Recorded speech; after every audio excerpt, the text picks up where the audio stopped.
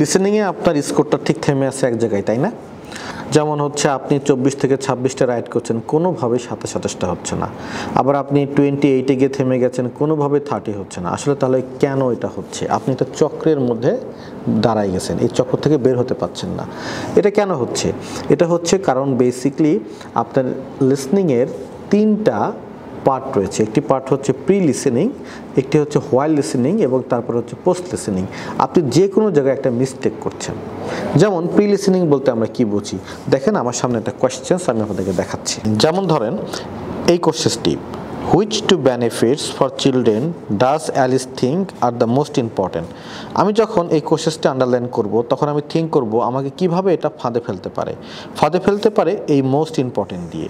এখানে অনেকগুলো টপিকই বলবে they are the important things, but আমাকে কিন্তু বের করতে হবে দুটো বেনিফিটস এবং এই দুটো বেনিফিটস হতে হবে মোস্ট ইম্পর্টেন্ট। এই যে আমি মোস্টের উপর ফোকাস করলাম, এটা শোনার আগে আমি থিঙ্ক করে ফেললাম, এটাকে আমরা বলছি প্রি লিসেনিং। এখন শোনার আগে আপনি লিসেনিংগুলোকে ঠিক এইভাবে অ্যানালাইসিস করতে পারেন না, তার মানে আপনার প্রি লিসেনিংয়ে এই সমস্যা রয়েছে। দ্যাটস ওয়াই আপনি ওই 24 থেকে 26 আর 28 থেকেই থেমে আছেন। এবার আসলে আমরা কথা বলি হোয়াইল লিসেনিং নিয়ে। যেমন হোয়াইল লিসেনিং কোনটি? হোয়াইল লিসেনিং হচ্ছে আমরা একটা রেকর্ডিং শুনছি, শোনার পরে আমি এটা বুঝতে পারছি না, তার অর্থ আপনার হোয়াইল লিসেনিংয়ের সমস্যা। এই সমস্যাটা আপনি যতদিন পর্যন্ত সলভ করতে পারবেন না ততদিন পর্যন্ত আপনি ওই সার্কেলের মধ্যেই থেকেও যাবেন। তাহলে এটার সমাধান কি? সমাধান হচ্ছে আপনাকে যেটা করতে হবে, আপনি কেমব্রিজের এরকম একটি পেজ অডিও স্ক্রিপ্ট নেবেন, নেওয়ার পরে আপনার যে ওয়ার্ডগুলো এখানে মনে হচ্ছে সেগুলো সব মুছে দিবেন। এবং আপনি মুছে দিলে কিন্তু হবে না, আপনার কোনো বন্ধুকে দিয়ে আপনি 2-3টি ওয়ার্ড এভাবে ঠিক মুছে দিবেন। তারপর আপনি অডিওটি প্লে করবেন। প্লে করার পর আপনি শুনবেন এখানে যা বলছে তা আপনি শুনে লিখতে পারছেন কিনা।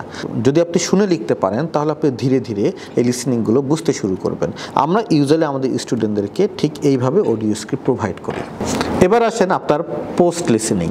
পোস্ট লিসেনিংয়ে শুরুতে আপনাকে যা করতে হবে, ধরেন আপনি একটা এক্সাম দিয়েছেন, এক্সাম দেওয়ার পরে আপনি কিন্তু কখনোই অ্যান্সার মেলাতে যাবেন না। আপনি ধরেন কোশ্চেন নম্বর 31 থেকে 40, আপনি আপনার বন্ধুকে বলবেন, দোস্ত তুমি একটু মিলাই দাও তো যে 31 থেকে 40-এর অ্যান্সার কোনগুলো আমার হয়েছে, কোনগুলো আমার হয়নি।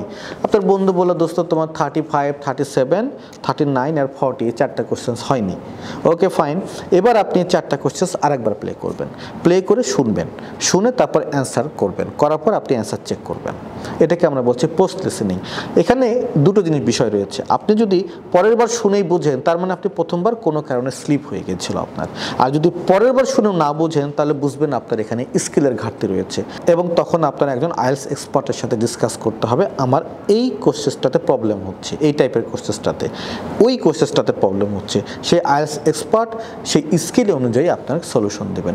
আর ঠিক এইভাবে আপনি তখন 24 থেকে 26 এই ব্যারিকেড পেরিয়ে আপনি 28-এ পৌঁছাবেন, 28-এর ব্যারিকেড পেরিয়ে আপনি 31, 32-তে পৌঁছাবেন। এটা ল্যাঙ্গুয়েজ, এখানে কোনো চিটিং ব্যবসা নাই।